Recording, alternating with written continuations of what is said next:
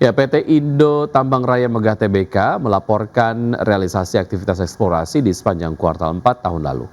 Ya, pemirsa, pada periode tersebut aktivitas eksplorasi menyedot anggaran sebesar 12,55 miliar rupiah dengan kegiatan eksplorasi dilakukan melalui sejumlah anak usaha.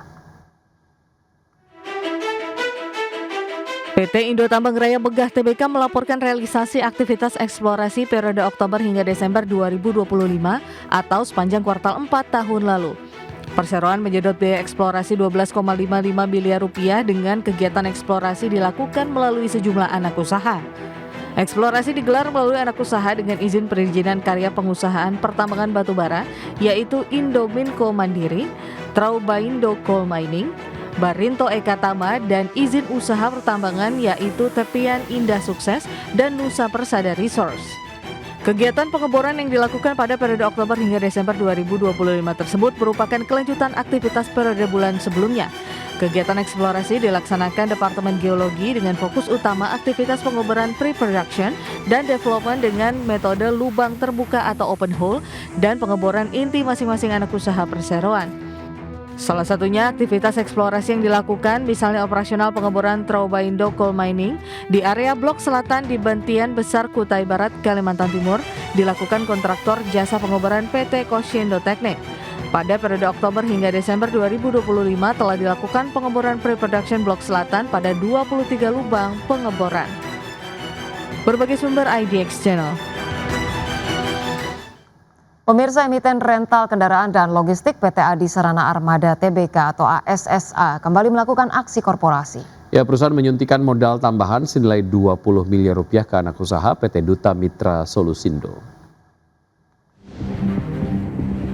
Emiten rental kendaraan dan logistik PT Adi Sarana Armada Tbk kembali melakukan aksi korporasi.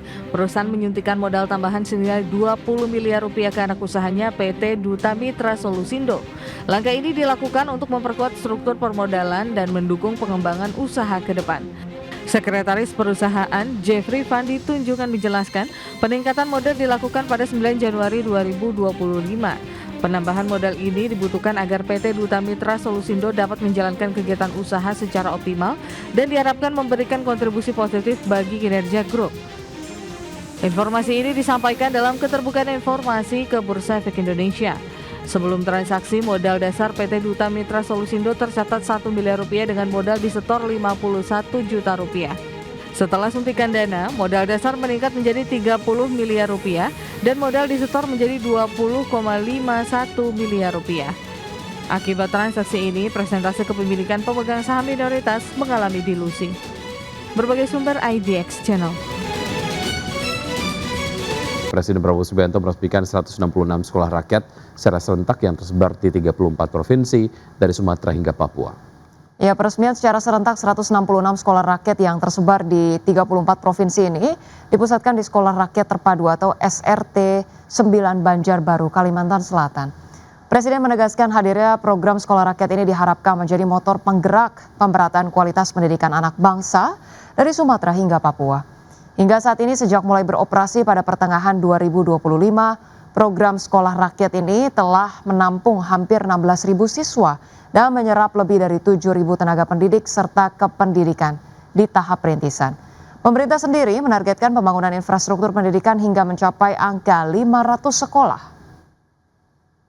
Kita tergerak, teringat. Kenapa? Kita teringat.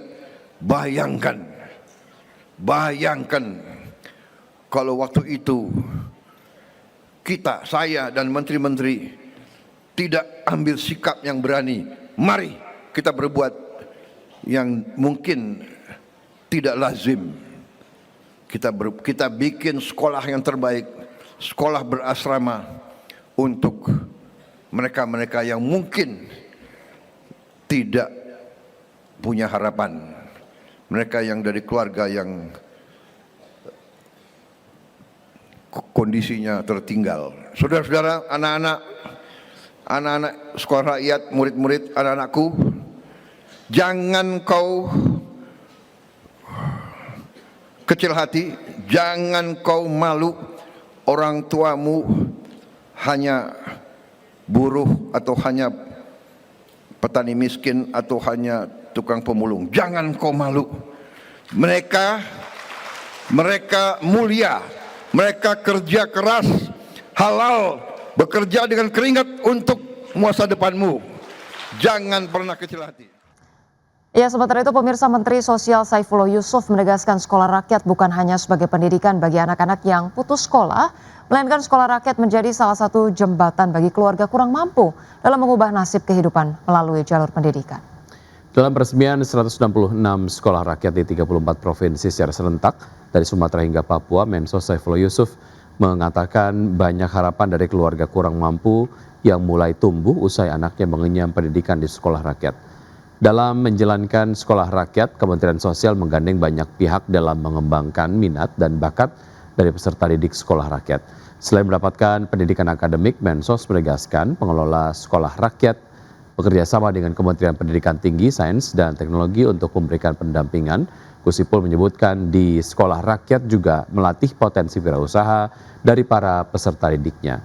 Hal tersebut sebagai langkah untuk menyiapkan lulusan sekolah rakyat yang tidak hanya terampil di bidang akademik namun juga berpotensi menjadi pengusaha-pengusaha mandiri.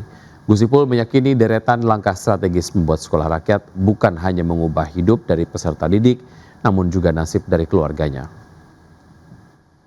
Untuk memutus mata rantai kemiskinan melalui pendidikan, karena itulah sekolah rakyat memuliakan wong cilik, menjangkau yang belum terjangkau dan memungkinkan yang tidak mungkin. Sekolah rakyat berfungsi sebagai jembatan masa depan dan merubah nasib dari keluarga kurang mampu.